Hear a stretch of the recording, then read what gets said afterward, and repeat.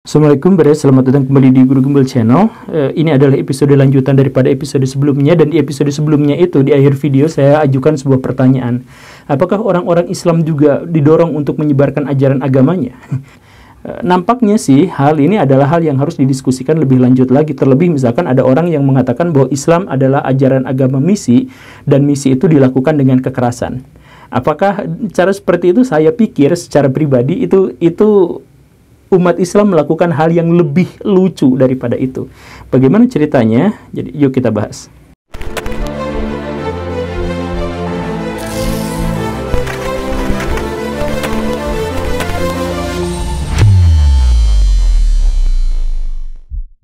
Pada awalnya, proses Islamisasi atau dakwah itu dilakukan secara terkoordinir oleh Nabi Muhammad dan generasi sahabat paling awal. Bahkan beberapa sahabat itu sampai meninggal di tempat-tempat yang sangat jauh, misalkan di Cina gitu ya. Itu kenapa seperti itu? Karena memang ada orang yang dikirim untuk melakukan dakwah di satu negeri tertentu. Jadi ini benar-benar hal yang sudah sangat terkoordinir dan terencana. Tetapi pada masa-masa yang selanjutnya, dakwah itu memunculkan bentuk yang sama sekali lain dan akhirnya terpisah dengan gagasan-gagasan yang lain. Misalkan seperti ini. Perang. Apakah sahabat-sahabat Nabi melakukan perang terhadap bangsa-bangsa yang lain? Iya. Tetapi apakah perang itu dilakukan demi dakwah? Pada faktanya sama sekali tidak. Jadi seperti ini, Islam melakukan serangkaian serangan dan serangkaian penaklukan paling cepat dalam sejarah. Dalam waktu kurang dari 1 abad, Spanyol dan Cina bagian barat itu sudah dipersatukan dalam satu wilayah kekuasaan yang namanya Kekhalifahan Islamiyah. Luar biasa sekali. Nah, tetapi penaklukan itu tidak pernah disertai dengan ajakan atau konversi terhadap ajaran agama Islam. Bahkan generasi dinasti Umayyah itu mereka menghalang-halangi orang untuk memasuki ajaran agama Islam. Kenapa seperti itu? Karena yang pertama, secara teologis orang-orang Umayyah itu menyebut bahwa Islam itu hanya untuk bangsa Arab saja. Itu yang pertama. Jadi chauvinistik itu masih sangat kuat. Yang kedua adalah ini masalahnya terkait dengan masalah duniawi. Jadi dinasti Umayyah itu melakukan serangan terhadap bangsa-bangsa yang lain itu karena mereka butuh air. Jadi orang Arab tinggal di gurun dan mereka tidak memiliki sumber daya air yang memadai. Karena itu mereka menaklukkan itu untuk mencari tanah yang bisa digunakan oleh mereka untuk bercocok tanam. Jadi motifnya itu adalah motif ekonomi dan kemudian motifnya adalah motif perdagangan. Tidak ada motif dakwah sama sekali di situ. Bahkan ketika ada orang yang mau masuk Islam tidak boleh. Karena apa? Karena itu akan mengurangi anggaran jizyah. Nah, ini sangat penting. Jizyah itu adalah pajak khusus untuk orang-orang non-Islam. Sedangkan orang-orang Islam itu dibebani oleh zakat, sodakoh, wakaf, infak, kemudian kharaj ya, dan lain sebagainya. Nah, zakat dan sebagainya itu disetorkan kepada negara itu nominalnya kecil sekali. Misalkan zakat itu kan cuma 2,5%, kecil sekali. Dan itu pun harus dibagi-bagi pada rakyat. Jadi nggak ada untungnya buat pemerintahan korup yang zolim itu. Maka mereka itu berpikir kita bisa mengoptimalkan jizyah. Maka semakin banyak orang-orang non-muslim di wilayah kekuasaan Islam, semakin besar jizyahnya. Dan gimana supaya jizyah itu tetap besar? Maka jangan sampai orang-orang itu konversi masuk ke dalam ajaran agama Islam. Jadi dalam hal ini kita bisa mengetahui bahwa di masa dinasti Umayyah itu tidak pernah ada dakwah, kecuali 2 tahun di masa Umar bin Abdul Aziz. Peraturan tentang jizyah sendiri pun unik. Jadi jizyah itu dalilnya ada di dalam surat At-Taubah. Di situ digambarkan atau diceritakan bahwa silahkan perangi orang-orang yang kafir itu, orang-orang non-muslim itu sampai dia membayar jizyah atau dia masuk ke dalam ajaran agama Islam. Begitu kan teksnya itu. Dan teks itu kemudian dipahami sebagai ajaran agama Islam itu adalah ajaran misi yang menggunakan kekerasan. Karena teksnya seperti itu. Tetapi sekali lagi mari kita singgung ini biar adil ya, kita menggunakan hermeneutika dan hermeneutikanya barat gitu biar adil dalam tanda kutip ya. Begini Baraya, sebenarnya ajaran agama Islam generasi yang lebih awal itu, misalkan masyarakat Madinah pas awal-awal di zaman Nabi itu tidak pernah mengenal jizyah. Jadi Baraya silahkan baca Piagam Madinah, please. Itu di internet sudah ada banyak. Silahkan baca satu persatu dalilnya atau poin-poinnya. Di situ dikatakan bahwa orang Islam, orang Yahudi, orang Kristen, orang apapun yang ada di sana itu adalah warga negara yang sama rata, memiliki hak dan kewajiban yang sama, termasuk dalam hal bela negara. Kalau ada orang Yahudi diserang, maka Muslim harus bela. Kalau ada Muslim yang diserang, maka Yahudi harus bela dan sebagainya. Dan tidak ada jizyah di sana sama sekali. Nah, tetapi ada pengalaman buruk di masa Perang Uhud.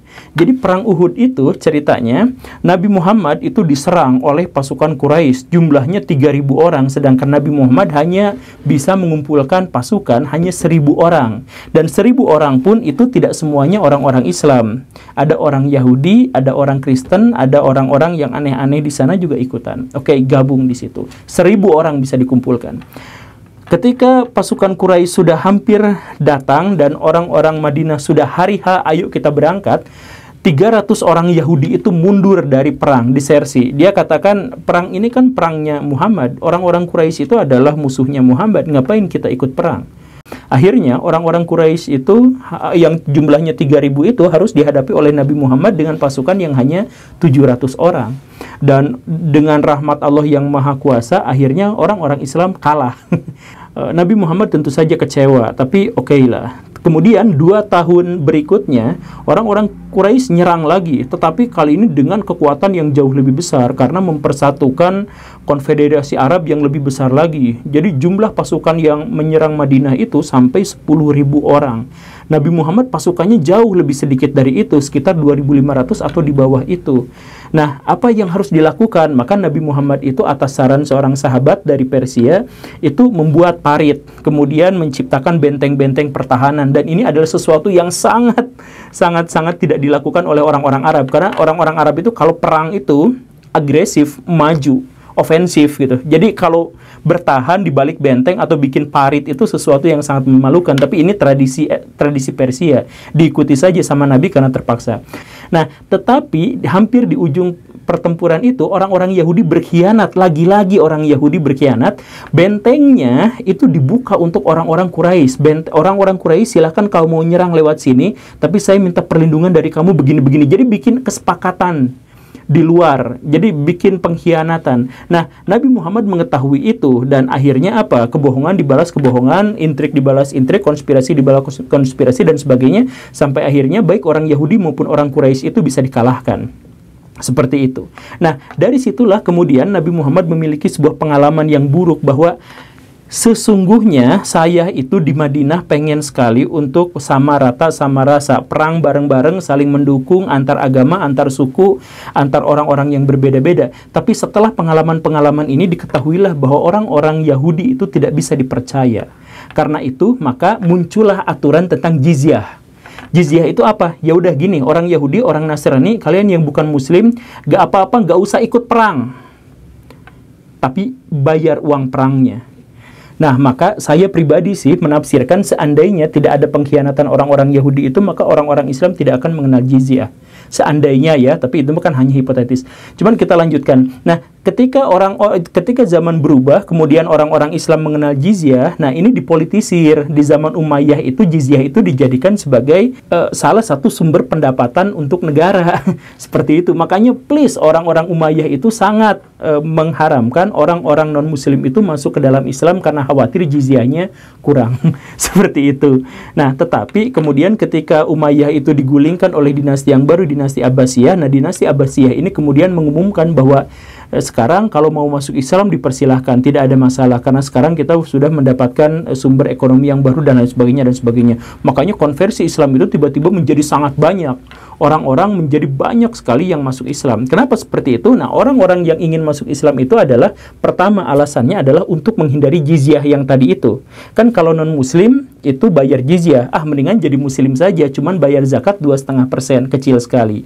Itu yang pertama. Kemudian yang kedua, orang-orang Islam itu memiliki persaudaraan yang sangat kuat. Jadi baraya jangan bayangkan dulu masa lalu, lihat aja hari ini.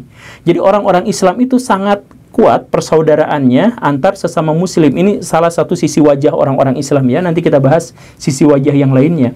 Misalkan ketika ada Khabib Nurmagomedov gitu ya, menang lawan Conor McGregor, dan dia adalah seorang muslim, itu dipujinya luar biasa. Bukan hanya gara-gara dia petarung, tetapi juga gara-gara dia adalah seorang muslim. Kan begitu ya. Pemain bola, si Pogba ternyata muslim, wah seneng gitu ya. Shaquille O'Neal, ternyata dia muslim. Oh ya, jadi gubernur itu harus seorang Islam, yang orang kafir jangan dipilih ya, dan sebagainya gitu ya. Nah, kalau Baraya melihat orang-orang Islam dengan persaudaraan yang kuat seperti ini, maka di zaman dulu pun seperti itu, di zaman Abbasiyah itu seperti itu. Tetapi ditambah lagi bahwa orang-orang Islam di zaman dulu itu adalah pusat bagi peradaban dunia.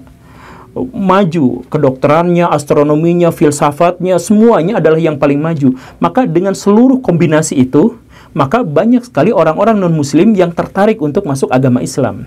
Sama seperti di zaman Nabi Muhammad. Zaman Nabi Muhammad itu, ketika Nabi Muhammad hanya dakwah cuap-cuap doang, ngomong seperti ini, seperti itu, seperti ini, seperti itu sedikit sekali yang menganut ajaran agama Islam. Nggak sampai 1000 ketika dakwahnya hanya lisan. Tetapi ketika Nabi Muhammad berhasil dalam pemerintahan mempersatukan orang-orang Arab dalam satu kesatuan politik, maka ribuan atau ratusan ribu orang-orang Arab langsung masuk ke dalam ajaran agama Islam. Kenapa? Karena dakwah Nabi Muhammad bukan hanya lisan, tapi pembuktian di lapangan. Tapi kita harus melihat wujud wajah lain dunia Islam. Selain yang persaudaraan yang kuat tadi itu, orang-orang Islam itu adalah orang-orang yang paling gemar untuk menciptakan kelompok-kelompok agama. Entah bagaimana, setiap agama itu pasti memiliki kelompok agama. Tetapi tidak ada yang sampai seradikal kelompok agama di dunia Islam. Jadi misalkan seperti ini, ada pernyataan orang-orang Islam menyebarkan ajaran Islam dengan kekerasan, boro-boro menyebarkan ajaran agama Islam. Mereka justru malah ribut satu sama lain di dalam orang-orang Islamnya sendiri secara internal dalam agama Islamnya. Jadi kalau misalkan Baraya baca misalkan artikel Islam, maka ajakannya bukan hanya mari kita masuk ke dalam agama Islam, bukan. Tapi mari kita masuk ke dalam agama Islam yang sesuai dengan Quran dan Sunnah, yang kemudian sesuai dengan penafsiran orang-orang Salafi. Ada yang seperti itu. Mari kita masuk ke dalam ajaran agama Islam sesuai dengan Quran dan Sunnah, sesuai dengan ulama yang bersanad. Masuklah ke dalam ajaran agama Islam, tetapi sesuai dengan Quran dan Sunnah, dan harus sesuai penafsiran Ahlul Bait, dan lain sebagainya, harus sesuai dengan pemahaman diri sendiri. Dan kelompok-kelompok yang lain itu, ini kereta lewat, dan kelompok-kelompok yang lain itu dianggap salah, dianggap bebal, dianggap ya hal-hal yang macam-macam seperti itu. Coba Baraya sekarang lihat wilayah Islam. Ini adalah wilayah yang ditempati oleh mayoritas orang-orang beragama Islam. Wilayah ini adalah wilayah yang diajak dakwahnya di zaman Khulafaur Rasyidin. Zaman Khulafaur Rasyidin itu wilayah Islam itu segini. Bahkan Nusantara pun awal mula penyebaran ajaran agama Islamnya itu di zaman Khulafaur Rasyidin. Kan seperti itu. Nah, sesudah itu orang-orang Islam sibuk untuk berdebat dan berperang, saling bunuh-bunuhan, saling bantai-bantaian sesama Muslim, tetapi mereka tidak menyebarkan ajaran agama kemana-mana. Tapi kan orang-orang Islam berperang, iya berperang, rajin berperang, tapi sekali lagi berperangnya itu adalah untuk kelompoknya sendiri. Saya ambil contoh misalkan seperti ini. Perang Salib. Itu adalah perang antara Muslim dan orang-orang Kristen. Perang Salib pertama misalkan, berapa korbannya? Di Yerusalem itu sekitar 30.000 korbannya. Tetapi itu nggak ada apa-apanya. Beberapa tahun sebelumnya, orang-orang Islam membantai satu sama lain dalam perang Zan namanya. Itu yang meninggalnya berapa? 500.000 orang. Atau misalkan kita ambil contoh yang lain, perang umat Muslim melawan bangsa yang lain dalam perang Manzikert. Berapa jumlah kematiannya di kedua belah pihak? Sekitar 20.000 orang. Itu Islam lawan non-Islam. Sekarang Islam lawan Islam. Pas hampir bersamaan dengan itu ada serangan Timur Leng, seorang Muslim. Dia nyerang Persia, dia nyerang Turki. Berapa jumlah kematiannya? Sekitar 1,2 juta manusia. Jadi boro-boro Islam menyebarkan ajaran agama keluar, berperang dan sebagainya. Enggak, kalaupun mereka berperang, mereka hanya nyari sumber daya, khususnya air, dan tidak melakukan konversi apapun. Ini terbukti dari luas wilayah yang tidak berkembang sejak awal Islam muncul sampai sekarang. Itu yang pertama. Dan kalaupun misalkan melakukan perang dengan bangsa yang lain, itu jauh di bawah perhatian mereka atas umat Muslim yang lain. Mereka lebih senang berperang antar satu kelompok dengan kelompok yang lain daripada dengan orang-orang luar. Sekarang di Timur Tengah itu ada wilayah yang sangat bergolak, yaitu Israel. Katakanlah, Israel itu di situ Yahudi, dikelilingi oleh orang-orang Islam. Perang antara orang Israel dengan orang Palestina, misalkan di situ kemarin aja terakhir, yang meninggal berapa orang? 100 orang. Tapi lihat sekarang, Houthi di Yaman. Pasukan pemerintahan melawan pemberontak Houthi itu yang meninggal itu ribuan orang. Kemudian perang Suriah, perang Yaman, perang orang-orang Kurdi, ngelawan Turki, ngelawan Iran, ngelawan Irak. Kemudian perang antara Irak dan Kuwait, perang antara Irak dan Iran. Irak dan Iran dalam sekali perang yang meninggal 3 juta orang. itu perang antara Muslim. Kalau perang dengan Palestina, Israel dengan Palestina, atau negara yang lain dengan Israel yang ada di situ, itu mah kecil. Dan memang makanya orang-orang Israel sekarang santuy-santuy aja. Kami nggak pernah takut dengan orang-orang Arab. Kalau mereka mau menyerang, mungkin kita harus perhitungkan. Tetapi kan mereka tidak akan pernah mau menyerang. Karena apa? Karena mereka sibuk berperang satu sama lain. Coba lihat misalkan misi Kristen. Misi Kristen itu dikelola dengan sangat profesional, sangat baik, melibatkan akademisi-akademisi paling handal, psikolog, ahli media, ahli militer, ahli sosiologi, ahli antropologi, dan lain sebagainya, dengan tunjangan uang yang sangat besar. Terus kemudian para misionaris itu masuk ke hutan-hutan, bikin sembako murah, bikin rumah sakit, bikin sekolah, bikin lembaga-lembaga sosial dan lembaga-lembaga amal. Niat banget. Mereka menghabiskan pikiran mereka, menghabiskan uang mereka, mereka menghabiskan sumber daya mereka untuk melakukan misi. Itu orang-orang Kristen. Sekarang orang-orang Islam, apa yang mereka lakukan? Dai-nya itu, penyerunya itu diseru.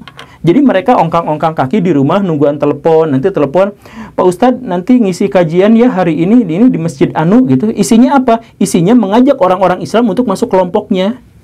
Makanya kalau di antara baraya ada orang yang non-muslim misalkan, kemudian merasa terdiskriminasi oleh orang-orang Islam, kemudian mempertanyakan kenapa sih kami didiskriminasikan, apakah hanya gara-gara kami orang kafir? Bukan baraya. Baraya itu bukan didiskriminasi gara-gara baraya non-muslim, tetapi baraya didiskriminasi gara-gara baraya bukan kelompok mereka. Jadi sederhananya seperti ini. Deddy Corbuzier itu mu'alaf, masuk Islam. Dia tetap dibully. Karena apa? Wah, itu mah gurunya salah, dia ngambil guru yang salah. Jadi selalu seperti itu. Karena apa? Dia bukan berasal dari kelompoknya. Seperti itu. Sekarang kita balik. Rocky Gerung. Rocky Gerung itu ateis, non-muslim. Tetapi akrab sekali dengan orang-orang Islam. Kenapa? Karena Rocky Gerung masuk ke dalam kelompok mereka. Misalkan katakanlah kelompok oposisi. Maka walaupun non-muslim, dibela-belain habis-habisan. Haritanu Sudibyo. Non-muslim kan? Non-muslim. Tetapi kalau masuk ke dalam kelompok mereka itu, maka dibela-belain. Bahkan ada aksi bela Haritanu Sudibyo. Zaman dulu ya. Dr. Owin yang kemarin itu, non-muslim kan? Non-muslim. Tetapi dibela habis-habisan. Kenapa? Karena ada dalam satu kelompok. Jadi orang-orang Islam sekarang itu lebih mengedepankan kelompoknya daripada agamanya sendiri. Seperti itu. Jadi jangan khawatir Islam akan disebarkan kemana-mana. Enggak, Islam hanya akan disebarkan di dalam kelompoknya sendiri untuk menyadarkan orang-orang di luar kelompoknya agar masuk ke dalam kelompoknya sendiri. Itu saja. Nggak ada misalkan penyebaran agama Islam dilakukan dengan begini dan begitu misalkan. Oh, tapi kan itu ada Turki Utsmani misalkan melakukan pembantaian terhadap orang-orang Armenia atau orang-orang Padri misalkan yang menyerang orang-orang Batak dan sebagainya. Ada kan seperti itu? Ya ada. Tapi itu perang bukan untuk menyebarkan ajaran agama. Misalkan ketika Turki misalkan melakukan pembantaian terhadap orang-orang Armenia, kan tidak diharapkan bahwa orang-orang Armenia itu masuk Islam. Tidak. Jadi jangan khawatir misalkan dengan Islamisasi. Yang ada itu adalah Islamisasi itu dilakukan secara sporadis, orang per orangan, individu per individu, dan sebagainya.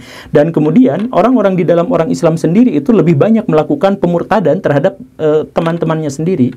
Jadi misalkan sekarang saya tantang baraya untuk mengajukan sebuah pertanyaan kepada orang-orang yang dalam tanda kutip ya, saya mohon maaf, orang-orang murtad.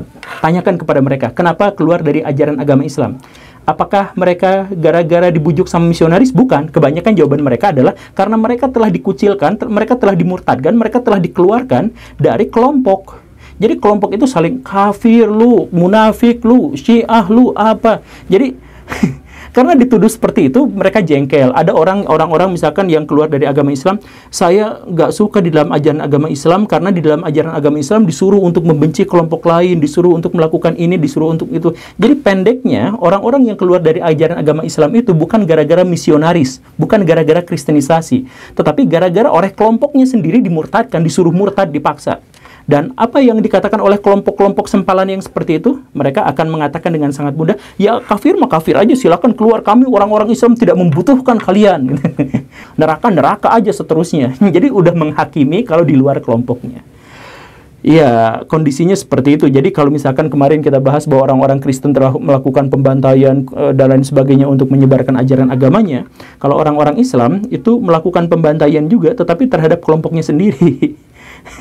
Ya, semoga menjadi bahan pertimbangan dan semoga menjadi bahan pikiran bersama, introspeksi, dan kemudian melakukan kontemplasi. Terima kasih karena sudah menyimak. Saya Guru Gembul, pamit. Assalamualaikum warahmatullahi wabarakatuh.